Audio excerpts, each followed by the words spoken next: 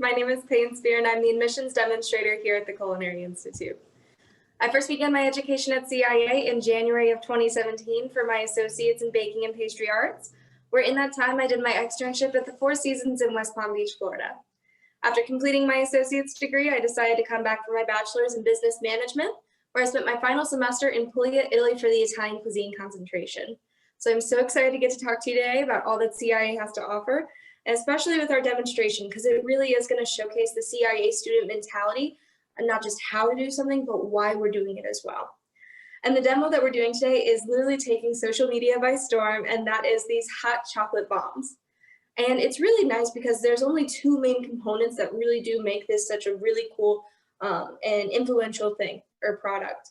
So really it's just two components, which is one, our dry hot cocoa mix, but most importantly, it's having perfectly tempered chocolate.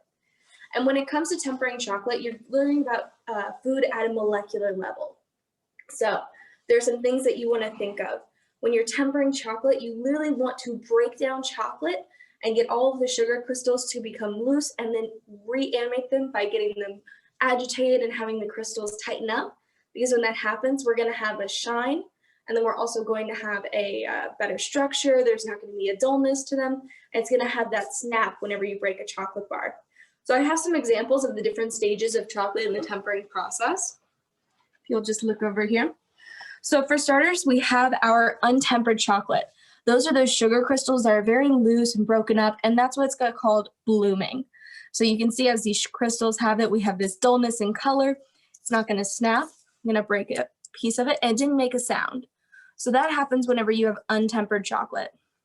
As you can see, we've got a little bit of streaks here, so we're not quite there perfectly when it comes to our tempered chocolate, and we're getting closer and closer. And these are both the most examples of our tempered chocolate. Now, the crazy thing is, all of these came from the same exact bag of chocolate. It's just the process that we're going through, making sure that we're getting it to also the right temperature, which for dark chocolate is going to be 88 to 90 degrees Fahrenheit. And you're agitating it, you're making sure that you're putting in all of that effort that really does make a world of difference with your chocolate. And the method that I used for tempering my chocolate is called the seeding method. And that's where I just take some already tempered chocolate seeds, and then I'm slowly adding them into melted chocolate. And I'm agitating them, and I'm getting them to the right temperature. So I'm doing all these little things that does make our chocolate perfectly ready for tempering. So you'll notice that with our chocolate, the viscosity is really thick, but I don't want to melt it all the way and then restart my tempering process. So what I'm going to do is I'm going to do a quick 1, 2, 3, which is where I turn my burner on. I know this looks very dangerous, but I promise it's not. I'm just going to go 1, 2, 3 while stirring and then taking it off the heat. This way I'm keeping it in that temperature range, but I'm also loosening up those crystals, and the chocolate is not going to be quite as thick. And that's going to make it a lot easier when it comes to putting it onto our mold. I'm going to go one more time because it still is a little bit thick. And part of that is because I did get my chocolate from your local grocery store, for example, Stop and Shop. And at the end of the day, your quality of chocolate does make the world of a difference. And we learn that, especially whenever we go to our chocolates and confections class, because we do chocolate tasting, we learn about where chocolates come from. There's even one thing that's called bean to bar, which is where you learn about the terroir of chocolate and where these beans are and the effect it has on their taste. So I'm gonna have this loosen up just a little bit more by stirring, getting that temperature. You wanna make sure you're constantly scraping the bowl because you wanna have a clean bowl because chocolate can get very messy very fast. Alrighty, so I've got the temperature down. Now I am going to take my chocolate mold. I've got some that I've already dried. And I am just going to take a spoon with some of my chocolate. I'm going to make sure I get all of that excess. Because like I said, I do not like a mess, and neither does your chef instructor. So you want to make sure that you keep your station as clean as possible and clean as you go. Alrighty. And then I'm just going to take a spoon, dollop, and then spread all around the edges of our spear mold. You can find these at your local Michael's or home goods or anything like that. And you can use different shapes if you want to. But you can make these festive, you can make them for any type of holiday you want. You just want to make sure you have enough chocolate on the ridges, so that way it goes all the way to the top and you're going to have a perfectly shaped sphere. I'm going to do it one more time.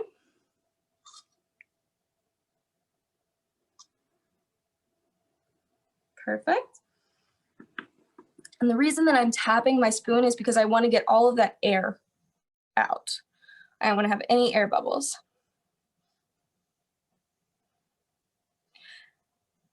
Alrighty.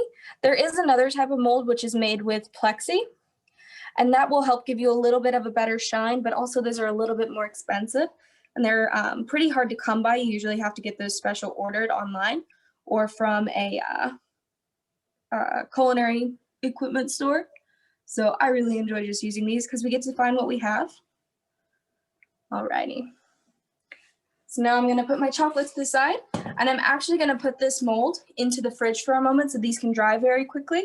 And when I pull them out, there's not a chance of them breaking out of the mold. So put these in the fridge really quickly.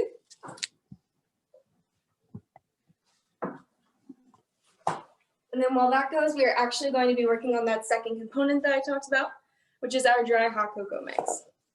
Now for starters, I just have about 2 cups of cocoa powder, which really does help because of the bitterness of flavor as well, so it's not too overpowering with the sweetness. And then I also have some cinnamon. I'm going to add about 1 tablespoon of cinnamon at a time as I go. A little bit of nutmeg. I'm going to add less of the nutmeg because it is a very powerful spice. But lastly, we're going to add some of our chili powder. And that's because we are doing a Mexican hot chocolate flavor for our hot cocoa bombs. And that's really just going to elevate this, just because with 1 or 2 changes to our spices, it's going to make the world of a difference and really enhance our product. But if you don't like spice, or if you want to change it up in any way, you can certainly do that by adding in the spices and experimenting a little bit. So I'm going to add this in. And the way that I'm going to know that it's perfectly blended is because I'm actually going to be using my sense of smell. And because I've made this before and I know what Mexican hot chocolate smells like, that's how I'm going to know if I need to add more spices or not.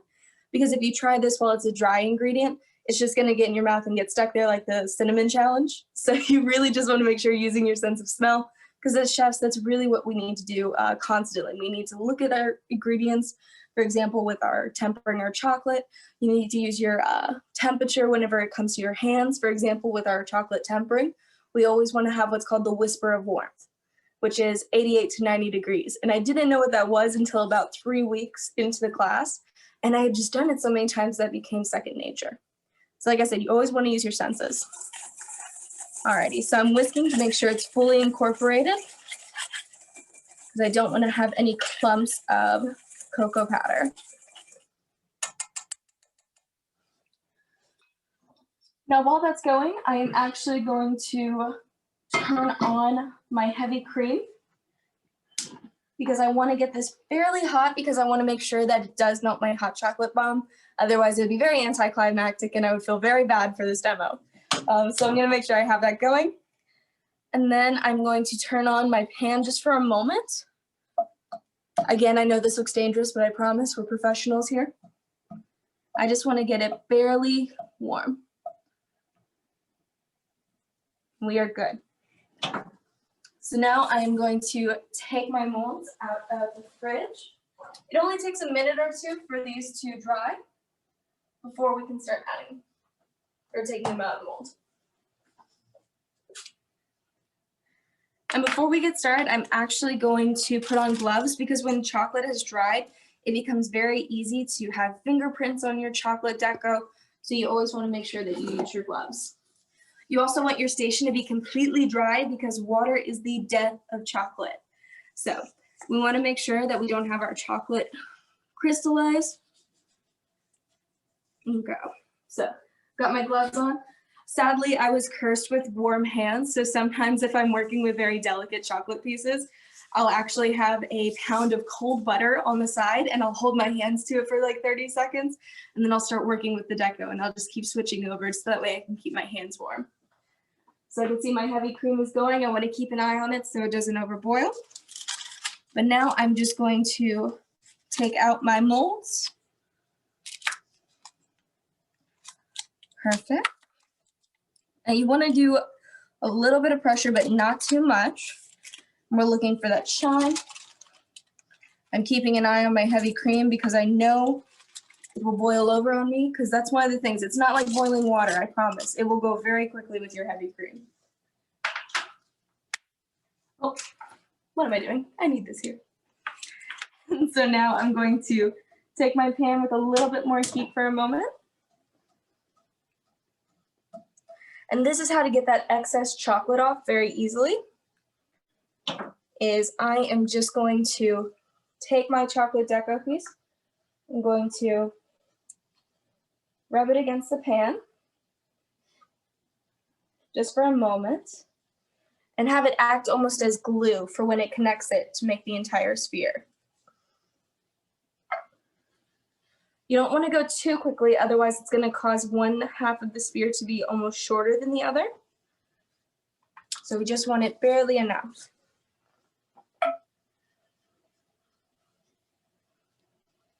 Perfect.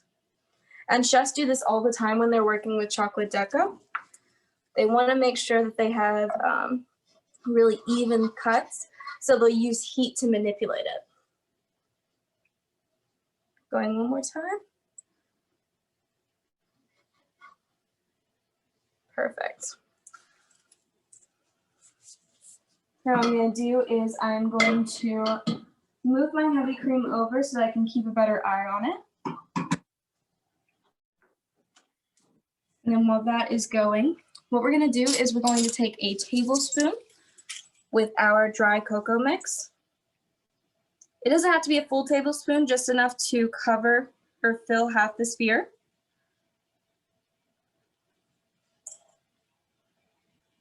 Because there is a lot of flavor in this, so you don't have to worry about it being a dull hot chocolate.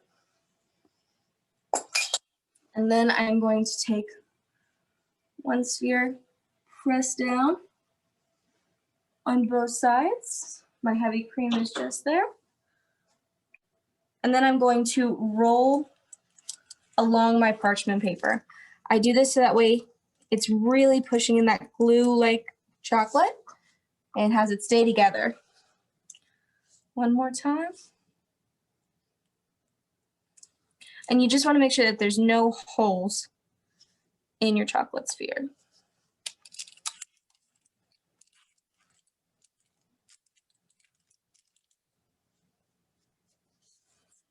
Perfect. Now I'm going to clean off my station. And now I'm just going to take my ladle with my nice little pitcher that I have for our heavy cream. So that way we can get the full effect.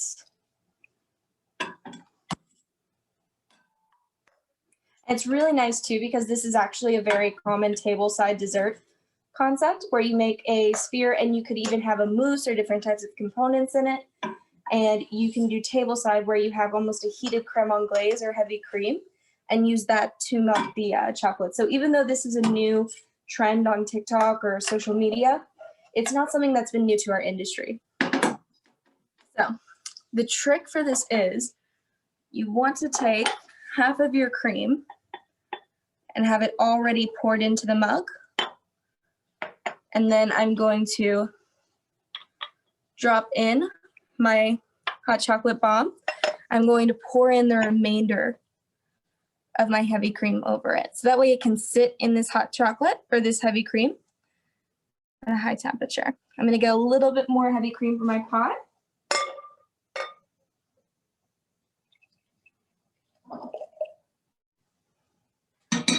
I'm going to pour over just a little bit more, not too much. Then I'm going to take a spoon. It's melting.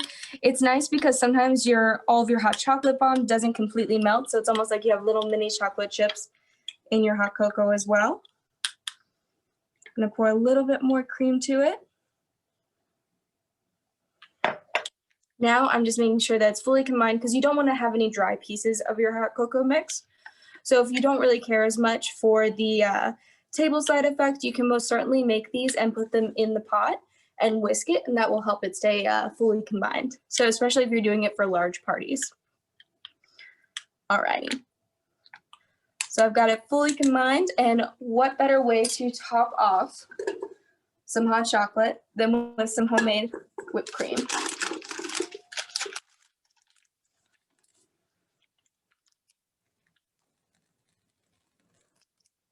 Perfect. And for the holiday edition, we are going to be using some sprinkles. If you'd like to, you can put marshmallows inside your chocolate sphere if it's a little bit larger than the one I have, or even the sprinkles inside. So it's just kind of a little bit more of a wow effect. And there you have it. A social media trend for the holiday season.